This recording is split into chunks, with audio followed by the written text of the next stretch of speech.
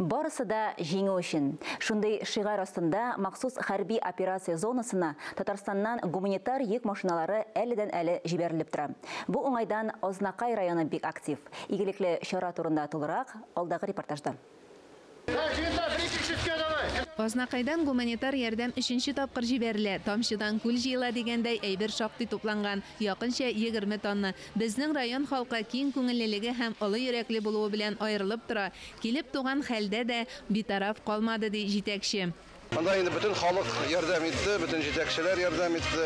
Барысына да бик зур рәхмәт. Менә авыл халкына аерым рәхмәт әйтәсе кирәк. Алар инде шушы мобилизация башлангач, җылы носкилар бәйләп, җылы киемнәр бәйләп алып килделәр.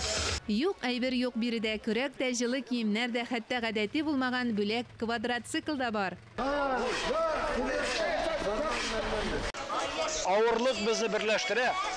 Авырлыкта безнең халкыбыз шын менә үзенең эшкерсезлеген күрсәтеп, бер кешегә бернинди нарат бирмичә, бер кешегә бер нәрсә кушмыйча, менә шушылай итеп күпме әйберне алып килгәннәр.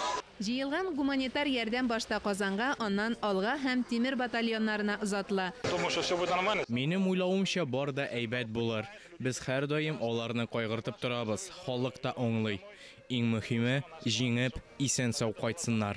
Мөршидә Җихан, Лилия Вәлиева, Ознакайдан, Татарстан яңалыклары өчен.